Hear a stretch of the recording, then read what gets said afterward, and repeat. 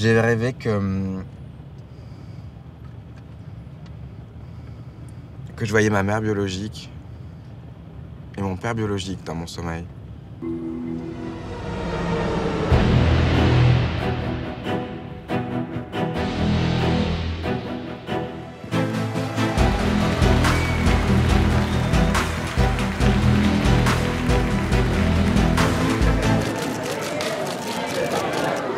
Le pacte que j'ai signé moralement avec Anissa et avec moi-même, c'était d'être le plus authentique et le plus sincère avec tout ce qui allait se passer dans ce documentaire et dans ce qui allait m'arriver au fur et à mesure de ces mois passés. Donc évidemment que ça n'a pas été une chose facile, mais que c'était une chose que je voulais garder spontanée, authentique et sincère et complètement transparente, sans aucun edit et sans aucune modification, quelle qu'elle soit, ni visuelle ni autre. Et il n'y a pas eu de doute, dans le sens où j'ai pas eu de doute à ne pas être filmé parce que je pensais garder le contrôle dès le début et finalement j'ai craqué, comme tout être humain, j'ai craqué au fur et à mesure que je lisais en fait les écrits de cette jeune fille qui était ma mère biologique tout simplement. Et il n'y a pas eu de doute quand j'ai fait le visionnage de me dire qu'il fallait que cette scène parte, ou bien au contraire, cette scène elle était évidemment cruciale pour comprendre qui je suis et ce que j'étais en train de parcourir.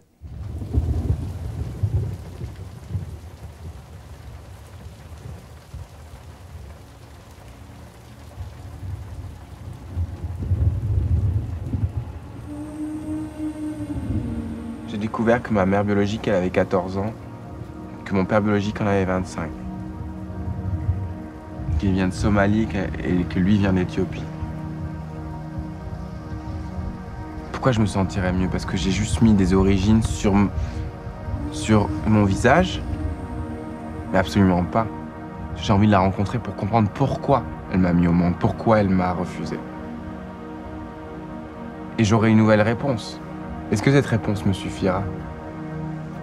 J'ai une rage, mais mortelle, quoi. Petit, je m'imaginais être un petit prince et que ma mère était une princesse et mon père était un prince qui était impossible qu'ils se rencontrent parce qu'ils venaient d'horizons différents et qu'ils étaient certainement trop jeunes et que leurs familles ne les acceptaient pas pour leur amour, etc. Et au fur et à mesure, j'ai vu l'histoire beaucoup plus pragmatique en me disant que c'était peut-être deux jeunes ados qui n'avaient pas d'argent et qui ne pouvaient pas m'assumer. J'ai commencé par croire en un conte de fées.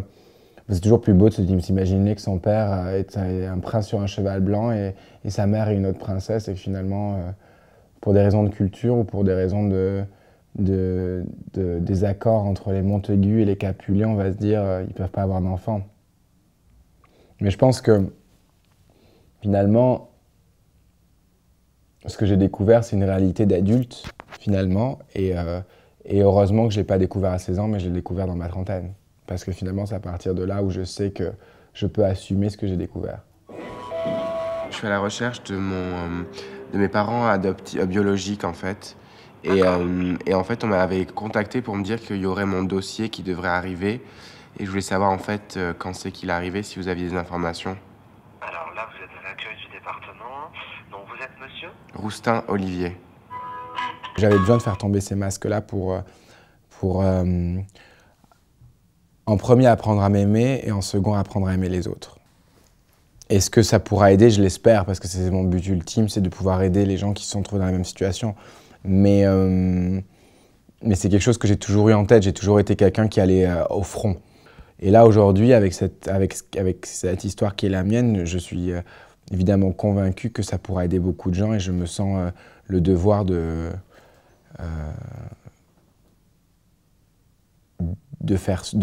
montrer le chemin à plein de gens. C'est indispensable. Cher. 3 petits points. Je ne sais évidemment pas comment commencer cette lettre. Quel nom? Quel prénom? Je dois vous tutoyer ou je dois vous vouvoyer? Je pourrais vous dire que ça fait 1 an que je vous cherche. Mais le parti pris de cette lettre, c'est d'être authentique et d'être sincère. Alors ça fait 32 ans. 32 ans de doute, mais 32 ans de bonheur. 32 ans de questions.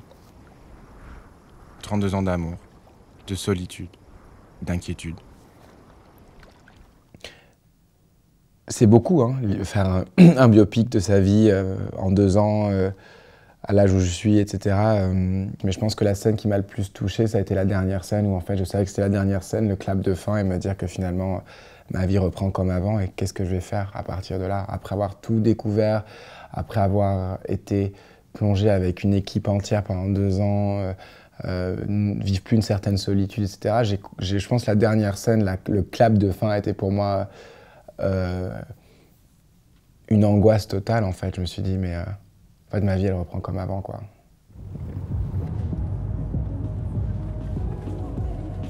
Tu crois que je suis un Wonder Boy?